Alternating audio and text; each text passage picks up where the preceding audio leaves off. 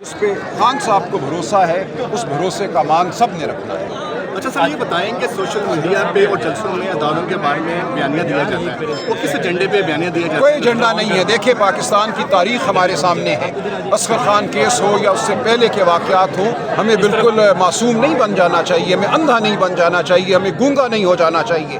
اس ملک میں جمہوری اداروں پر، عدلیہ پر ہمیشہ سے حملہ رہا ہے، ان اداروں کا جن کا یہ کام نہیں ہے۔ قائد اعظم یہ کہتے کہتے اس دنیا سے چلے گئے کہ آپ نے دخل اندازی نہیں دینی، اپنے حلف پہ آپ نے قائم رہنا ہے۔ یہ مانا ہے۔ اصغر خان کیس میں آ کر دو مؤکر افسران نے یہ کہا کہ ہاں، ہم نے 1990 کے الیکشن میں مثبت نتائج حاصل کرنے کے لیے مداخلت کی تھی، ہمارا حلف ہمیں اس کی اجازت نہیں دیتا تھا، لیکن ہم نے کیا۔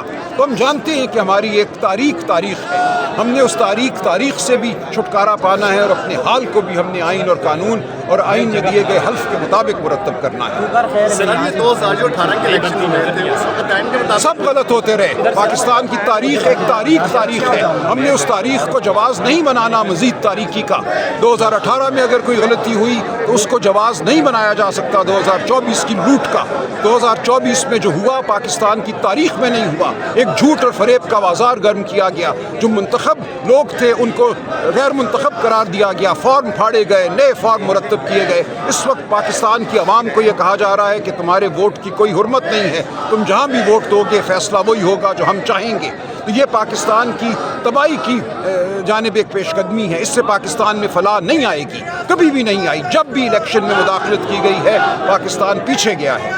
جیسے بھی آپ نے کہا کہ یعنی کہ یہاں پر امن ہونا چاہیے، اگر دیکھیں پاکستان کے اس عمل میں نہیں ہے تو اس کا کوئی حل تو ہوگا۔ آپ کی پارٹی نے تو سوچا ہوگا اس کا لائی عمل کیا تو بیٹھ کے مذاکرات کیے جائیں؟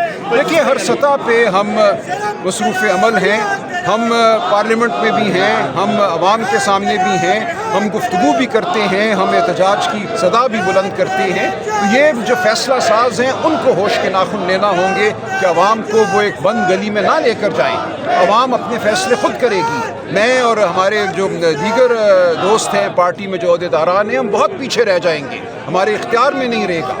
میں کیا ہوں، کون ہوں؟ میں ایک وکیل ہوں، میں نے پوری عمر کوئی جتھے لیڈ نہیں کیے، میں کوئی ملیٹنٹ نہیں ہوں، میں کوئی گھوڑوں پہ بیٹھ کر جوہار کرنے والا شخص نہیں ہوں۔ ہم بات کرتے ہیں آئین کی، قانون کی، ہم ضمیر کو جھنجھوڑتے ہیں، لیکن اگر یہ کارگر نہیں ہوتی بات، اس سے فائدہ نہیں ہوتا، تو عوام اپنے فیصلے خود کریں گے۔ اور ہم نہیں چاہتے کہ اس ملک میں وہ نوبت آئے۔ ہم یہ چاہتے ہیں کہ یہاں آئین اور قانون کی بالادستی ہو، گفت و شنید سے ہو، مذاکرات سے ہو، لیکن وہ تب ممکن ہوگا جب طاقت کے نشے میں چور قوتیں مانیں گی کہ اس ملک میں شرافت کو ہم نے موقع دینا ہے، آئین اور قانون کو ہم نے موقع دینا ہے۔ اچھا، سلمان اکرم راجہ صاحب آن کر کے آ کیمرہ پلیز۔ کیوں؟ ادھر سے سامنے سے سر، پلیز کرنے دیں۔ سلمان اکرم راجہ صاحب اس وقت ہمارے ساتھ موجود ہیں۔ سر، یہ بتائیں کہ D G I S P R کی پریس کانفرنس، اس پریس کانفرنس کے بارے میں بہت سارے لوگ یہ بات کر رہے ہیں کہ شاید ان کو اس چیز کی ضرورت نہیں تھی، بڑی سخت پریس کانفرنس تھی۔ ساتھ ہی فیصل باڑا صاحب نے یہ بھی کہا کہ اب سختیاں بڑھیں گی، ملاقاتیں نہیں ہوں گی، جس طرح عمران خان کی بہنوں کا کہا کہ اب ان کی بھی ملاقاتیں نہیں ہوں گی، سختیاں بڑھیں گی۔ یہ صرف بیانات کی حد تک ہے یا کیا سمجھتے ہیں کہ یہ سختیاں بڑھیں گی؟ اس میں سوال کیا ہے جی؟ تو ہم دیکھ سر، سوال یہ ہے کہ D G I S P R نے 90 منٹ کی پریس کانفرنس، ہم نے بات کر لی نا، ہم نے بھی پریس کانفرنس کر لی، پشاور میں جلسہ بھی ہو گیا، وہ کیا کریں گے وہ تو سامنے آ جائے گا نا۔ اس بارے میں میں کیا کہہ سکتا ہوں؟ سر، حل کیا ہے؟ حل دیکھیں، آپ لوگ احتجاج کر رہے ہیں جی، حل انہوں نے دینا ہے، انہوں نے ماننا ہے کہ پاکستان کی عوام بھیڑ بکریاں نہیں ہیں، پاکستان کی عوام باشعور ہے، پاکستان کی عوام ایک فیصلہ کر چکی ہے، پاکستان کی عوام کو ساتھ لے کر چلنا ہے۔ وہ عمران خان جس پہ پاکستان کی عوام کا اعتماد ہے، اس کو ساتھ لے کر چلنا ہے، اس کی پارٹی کو ساتھ لے کر چلنا ہے۔ کوئی وجہ نہیں کہ اس ملک میں انتشار ہو، کوئی وجہ نہیں کہ ہم سب اس ملک کی فلاح کے لیے اپنا اپنا رول ادا نہ کریں۔ یہ تو سوچنے والوں کو سوچنا ہے کہ یہاں بقا ہم نے ذات کو دینی ہے یا ہم نے نظام کو بقا دینی ہے، جمہوریت کو بقا دینی ہے، انسانی جو حقوق ہیں ان کو بقا دینی ہے۔ سر، میں بھی یہی آپ سے پوچھنا چاہ رہا تھا کہ آپ رول آف لا کی بات کر رہے ہیں کہ ہم احتجاج یا ملاقاتوں کے لیے آ رہے ہیں، لیکن وہ یہ کہہ رہے ہیں کہ یہ بدماشی کریں گے تو پابندیاں لگا دیں گے، تو سر حل کیا ہے؟ دیکھیں، میں نے عرض کر دیا نا کہ حل یہی ہے کہ ہوش کے ناخن لیے جائیں۔